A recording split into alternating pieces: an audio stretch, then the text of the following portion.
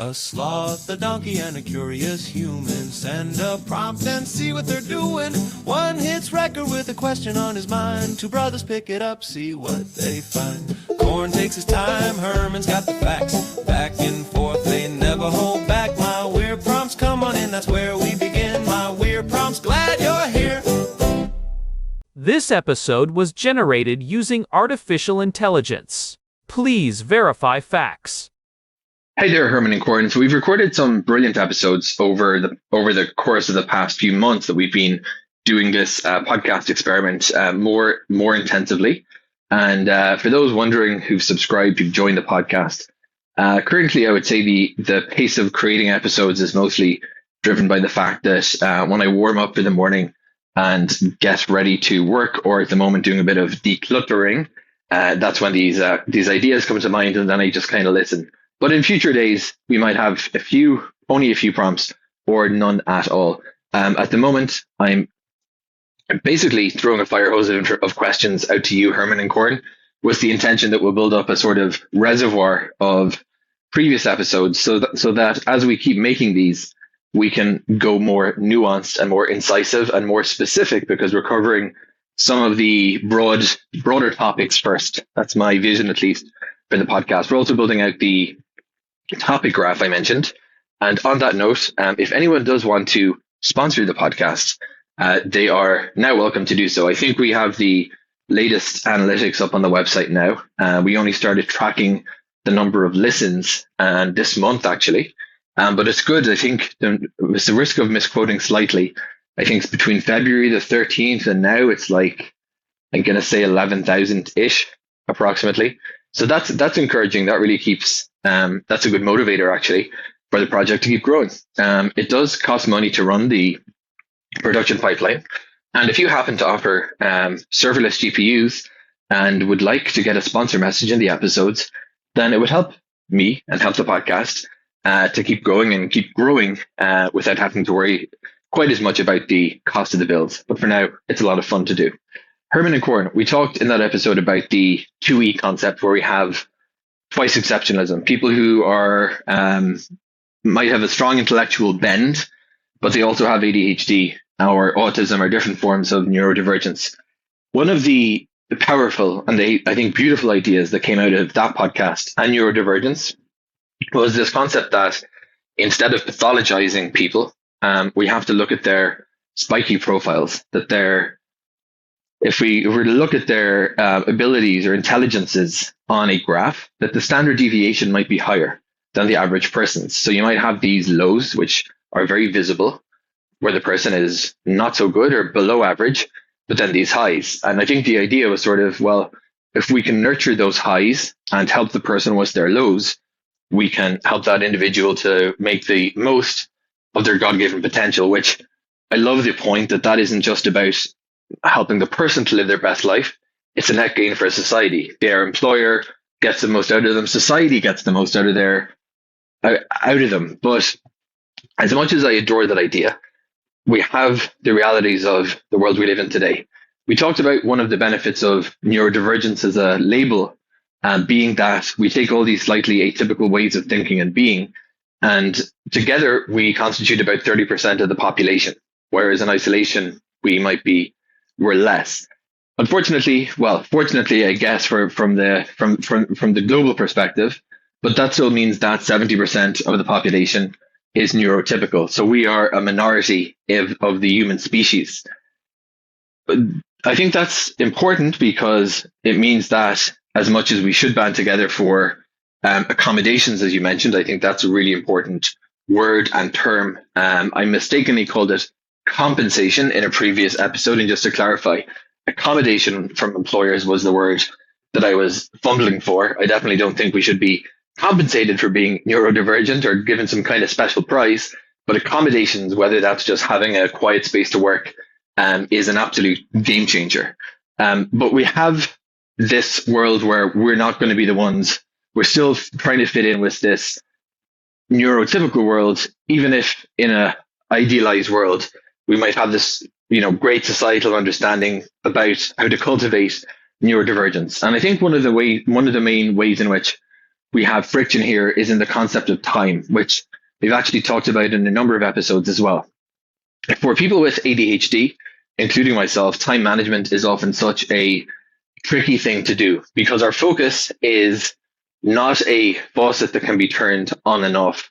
I mentioned in previous episodes that one of the things that I find challenging is shifting contexts during the workday. So for me, when I'm working, and I have to kind of say at some point I'm finished, both to prevent hyperfocus and also because I can't go from having a productive morning writing a white paper and then shift towards a social contact for a couple of hours, or going to the zoo with our kids.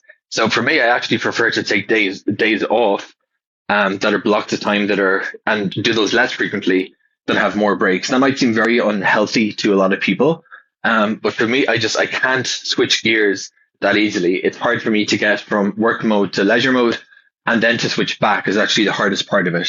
So my best productivity comes from those stretches. For time management, it's often particularly hard because you'll often have, well, what time are we doing that? And I feel this kind of pressure whenever specific deadlines come up, or whenever, even with my wife, if we're saying, what time are you ready to leave the house? Because for me, that's trying to predict how my focus and work is going to unfold. And it's definitely a challenge. I don't think that the solution is for us to give up on being punctual or to abandon time as a construct. But I would like to have a thought and chat about how the neurodivergent who might struggle with time. Firstly, why do we so commonly struggle with time? For me, it's specifically, I think, around putting parameters around focus time, and that creates even an innocuous dinner date creates a certain deadline that I have to have my focus reliable until this point in time. Whereas before, I was kind of hoping I'd be able to chug along nicely. And if there's a project on deadline that I'm going to have to context switch to pick up. Whereas for some neurotypical, I think they might think, well, you can just come back and finish it off when we're back from dinner, but that's harder for me to do. So those are my particular challenges around time management. But other people might experience it differently. There's a whole literature around time management and time management resources, and I'd love to know for those of us who maybe experience it as a challenge, not from the perspective of maybe disorganization, but because we find the concept of timekeeping overwhelming or stressful, or it challenges our adaptive mechanisms. What are some of the resources and tips that we might find helpful? Herman and Gordon, let's talk about time management in the context of neurodivergence in today's episode of My Weird Prompts. Hey everyone, welcome back to My Weird Prompts. I'm Corn, and I am joined as always by my brother. Herman Poppleberry here, ready to look closely at the brain once again. It is February 25th, 2026, and the world of neurodiversity research is moving faster than ever. It really is. Today's prompt comes from Daniel, and it hits home for a lot of our listeners, and honestly, for us too. He is asking about why neurodivergent people, specifically those with ADHD or autism, struggle so much with time management, context switching, and finding that elusive focus time. Daniel mentioned he has been doing some decluttering while listening to the show, and it is funny how those physical tasks sorting through old boxes, deciding what to keep and what to toss can often spark these realizations about how our internal clocks and organizational systems are wired. I know he and Hannah have their hands full with young Ezra lately, so finding those pockets of focus time must feel like a high-stakes mission. When you have a toddler, your time is no longer your own, which makes the internal struggle with time management even more acute.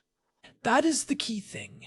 Daniel brought up the concept of the Spiky profile, the idea that neurodivergent individuals might have these incredible peaks of ability in one area, but then these deep valleys in others, like timekeeping or transitions. It is not a flat line of competence. Right, and that standard deviation he mentioned is key. If you are looking at a neurotypical profile, the strengths and weaknesses usually cluster pretty close to the average. It is a relatively smooth bell curve. But for someone who is neurodivergent, those peaks can be in the 99th percentile. You might be a world-class coder, a brilliant artist, or a visionary strategist. But the struggles, like executive function, working memory, or simple task initiation, might be in the bottom 5th percentile. It creates this massive internal friction because the world expects your performance to be consistent across the board. If you can write a complex white paper, why can't you remember to start the laundry or show up to dinner on time? I want to start with the why. Why is time so slippery for us? Daniel mentioned that for him, focus is not a faucet he can just turn on and off. If he is writing a white paper in the morning, he cannot just jump into a social context or take Ezra to the zoo without a massive internal cost. What is actually happening in the brain during those moments of context switching? It really comes down to executive function and the way the brain allocates resources. For most people, there is a mechanism in the brain that allows for a relatively smooth handoff between different neural networks. But in a neurodivergent brain, specifically one with ADHD or autism, that pass is often fumbled. We have talked about this a bit in episode 819 regarding the 2E brain, but the biological mechanism involves the prefrontal cortex and the regulation of dopamine and norepinephrine. So, when we talk about context switching, we are talking about the brain having to essentially clear out all the active working memory associated with task A, and then load up all the parameters for task B. Precisely. For someone who is neurotypical, that loading process is relatively automated and fast. But for us, it is more like a computer having to clear its RAM and reboot the entire operating system every time you change tasks. There is a cognitive tax involved. If Daniel is deep in a white paper, his brain has built a complex mental architecture. Every variable, every logical thread, every piece of data is live in his working memory. When he has to stop and switch to a social context, like a dinner date or a family outing, he has to dismantle that entire structure. The problem is that rebuilding a different structure for the new context, social cues, emotional regulation, environmental awareness, takes a huge amount of energy and time. That explains why it feels so physically draining. It is not just about being distracted, it is the literal energy cost of the transition. I have noticed that when I'm in the middle of a project and someone asks me a simple question, I feel this flash of irritation. It is not that I'm a mean person. It is because they have just knocked down the tower I was building, and now I have to start from the first brick again. That irritation is a very common response. It is a protective mechanism for your focus. In the autistic community, there is a theory called monotropism, developed by Dinah Murray and Fergus Murray. It suggests that autistic brains tend to focus a lot of attention on a small number of interests or tasks rather than spreading it thinly across many things. This creates a very powerful flow state, which is that high peak in the spiky profile Daniel mentioned. But the downside is that pulling out of that flow state is incredibly difficult. It is like being a deep-sea diver who has to decompress for hours before they can surface. If you surface too fast, you get the cognitive equivalent of the bends. You feel disoriented, irritable, and completely exhausted.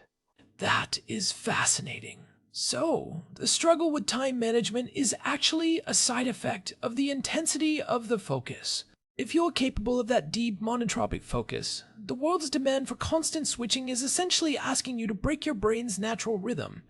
That is the reality of it. And then you add the layer of time blindness on top of that.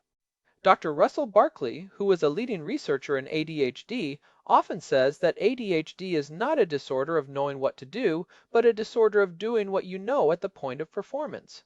One of the core components of that is the inability to accurately perceive the passage of time. For many neurodivergent people, there are only two times, now and not now. I have definitely felt that. If something is due in 3 weeks, it is in the not now category, so it basically does not exist. It is invisible. Then suddenly it moves into the now category, and it is a total emergency.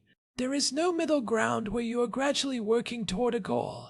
Right. The brain does not have that internal ticking clock that provides a constant, subtle reminder of how much time has passed. This is why Daniel mentioned that he finds it hard to predict how his focus will unfold. He cannot look at a task and say, this will take exactly 45 minutes.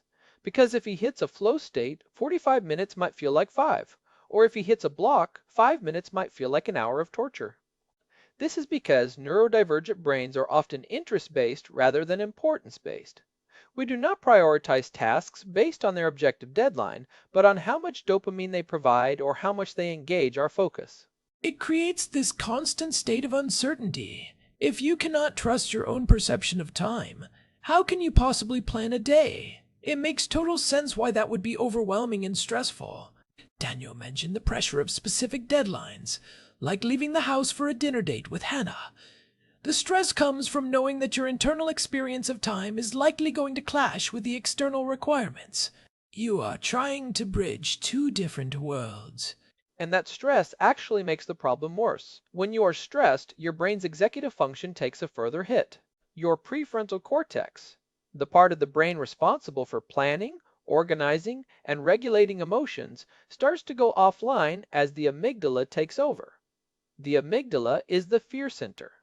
So the very thing you need to manage the transition, which is executive control, is being suppressed by the anxiety of the transition itself. It is a vicious cycle. You are worried about being late, which makes your brain less capable of doing the things needed to be on time. We actually touched on the emotional side of this in episode 8220, when we talked about ADHD diplomacy and explaining your brain to others. It is hard to tell someone, I am not being rude or lazy. I am just currently decompressing from a focus state, and my brain has not surfaced yet. It feels like you are making excuses, but it is actually a physiological reality. That is the heart of the issue. And for Daniel, especially with a young son like Ezra, those transitions are non-negotiable. You cannot tell a baby to wait while you finish your white paper. This is where the practical tools come in, because we cannot just rely on our internal clocks. We have to externalize our executive function. We have to build the scaffolding outside of our brains because the internal structure is missing or unreliable. Let's get into those resources and tips.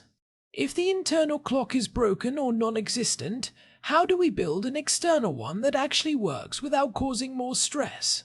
The first step is acknowledging that the goal is not to fix the brain to be neurotypical, but to build a system that supports the brain you have. One of the most effective tools is visual timers. Not just a digital clock with numbers, which are still abstract concepts, but something like a time timer, where you can see a red disk disappearing as time goes by. This turns an abstract concept, time, into a concrete, visual one. It helps bridge that gap of time blindness because you can literally see how much time is left. I like that. It is less about the pressure of the numbers ticking down, and more about a visual representation of the remaining capacity. What about the context switching itself? Daniel mentioned he prefers taking entire days off for specific tasks, rather than trying to have many breaks. That is a very valid strategy. It is called task batching or day blocking.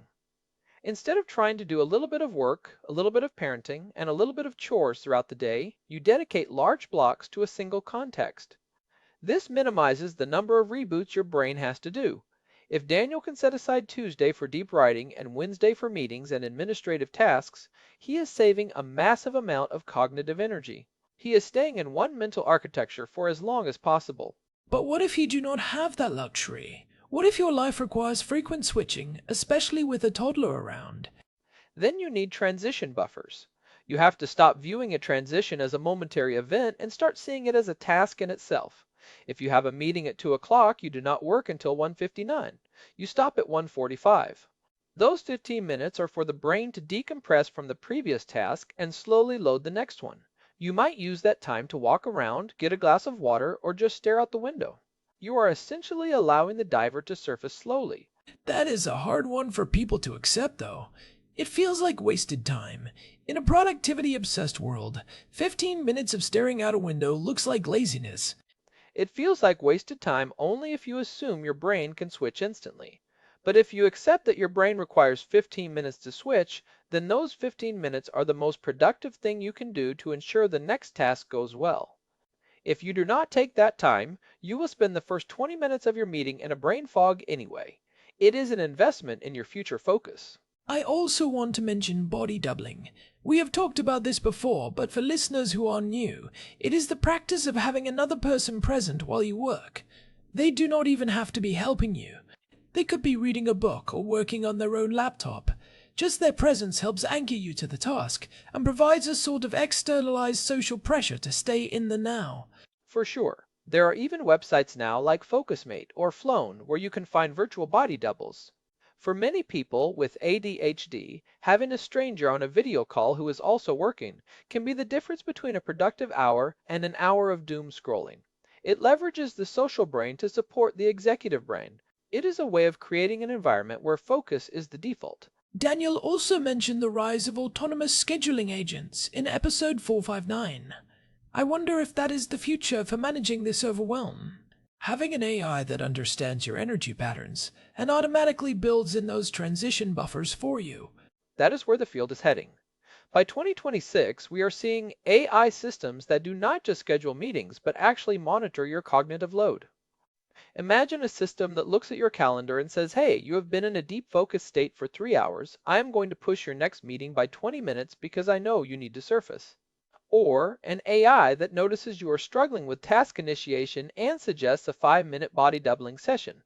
That kind of personalized, neuro-inclusive automation could be a game changer. It takes the burden of scheduling off the person who is already struggling with the concept of time. One of the things that Daniel said really struck me. He mentioned the pressure of predicting how focus will unfold. It is the fear of the unknown. Will I be able to get into the zone today, or will I be fighting my brain for 8 hours? That unpredictability makes it so hard to commit to social plans or deadlines. That is the core of the anxiety. And I think the tip there is to lower the stakes of the start. We often feel like we need to have a perfect 3-hour block to even begin. But the neurodivergent brain often struggles with task initiation. This is what Brendan Mahan calls the wall of awful. It is the emotional barrier of past failures and current anxiety that stands between you and the task. The solution is often to make the first step so small it is almost ridiculous. Instead of saying, I am going to write this white paper, you say, I am going to open the document and write one sentence. Once you break that initial barrier, the flow state often takes over. And what about the ending? How do you stop when the hyperfocus is so strong but you have to go to dinner with Hannah? That is often where the most friction occurs. You need a hard stop with a physical trigger. An alarm that is across the room, so you have to physically stand up to turn it off. Once you are standing, the spell is partially broken, and then you use a bridge. Write down exactly what you were thinking about and what the very next step is. This reassures the brain that you can return to this exact spot, which reduces the panic of leaving the task. You are telling your brain that we are not losing this architecture, we are just putting it in sleep mode.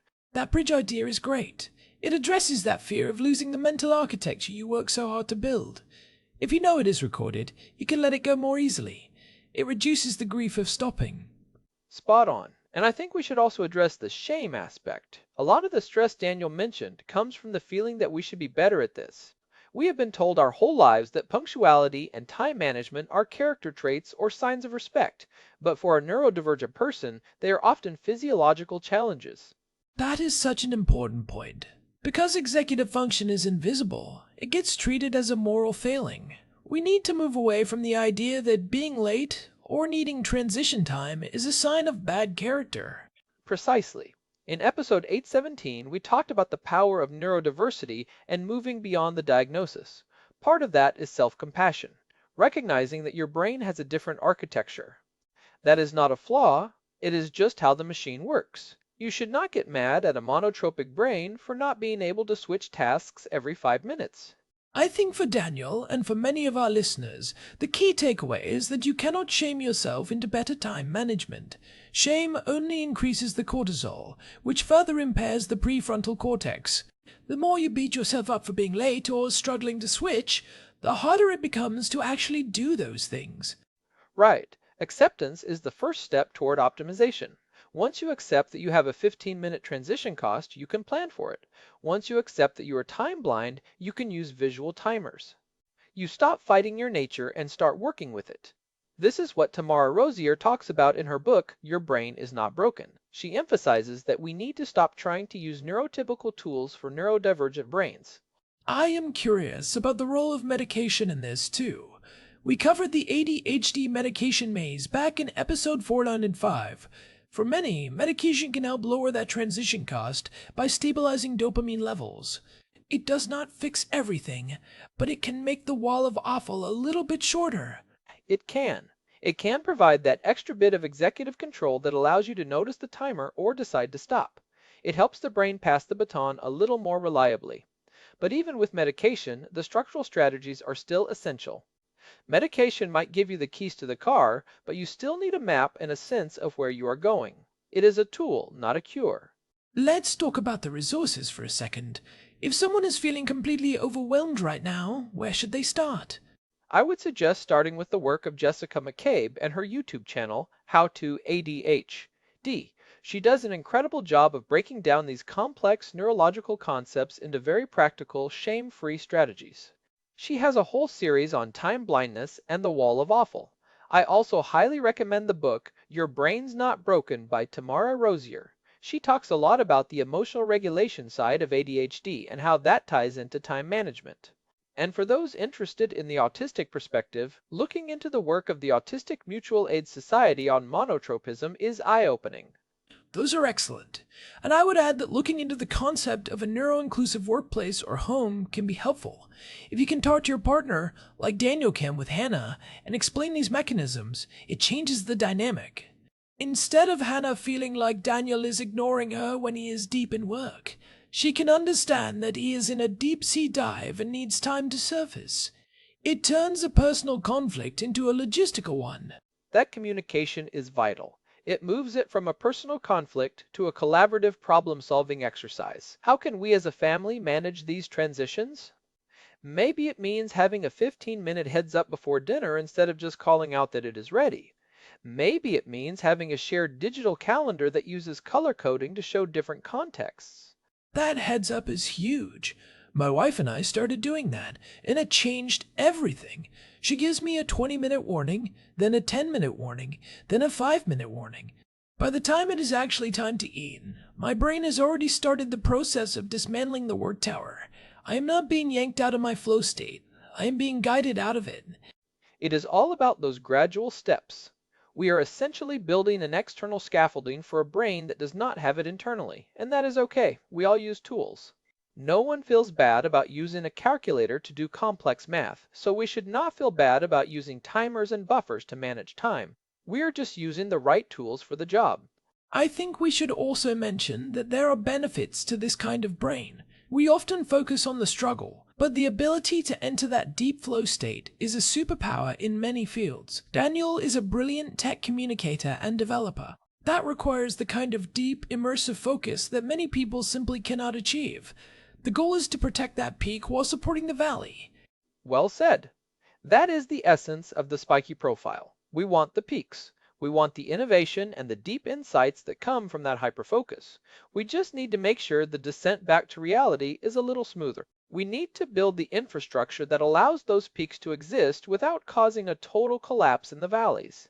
Before we wrap up, I want to reiterate that if you are listening to this and feeling like you are failing at being an adult because you cannot keep a schedule, you are not alone. There are literally millions of us. And the more we talk about these mechanisms, the more we can strip away the shame. You are not lazy, you are not broken, and you are not disrespectful. You just have a brain that handles time and context differently. That is the core of it. This is not about being broken. It is about being different. And once you understand the physics of your own brain, you can start to navigate the world with a lot more ease. It takes practice, and it takes a lot of trial and error to find the right tools, but it is possible to find a rhythm that works for you. Well, this has been a really enlightening discussion.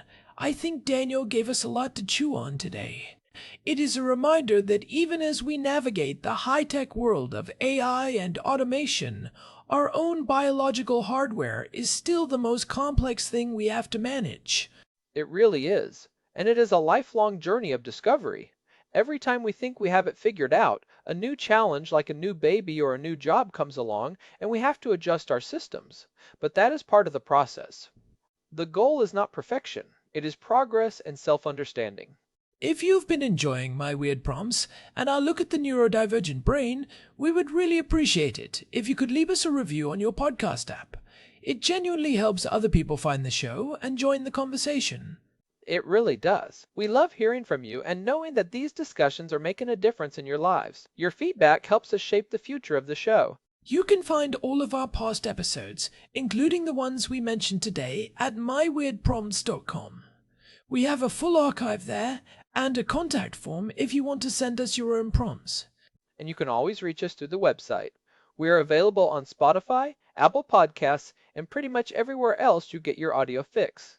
Thanks for joining us today. We will be back soon with another prompt from Daniel.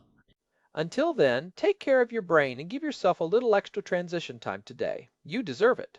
See you next time on my weird prompts. Goodbye, everyone. Goodbye. This episode was generated using Gemini Flash 3. Text-to-speech engine was Chatterbox. Thanks for listening to our show, my weird prompts, where our thoughts go from slow takes to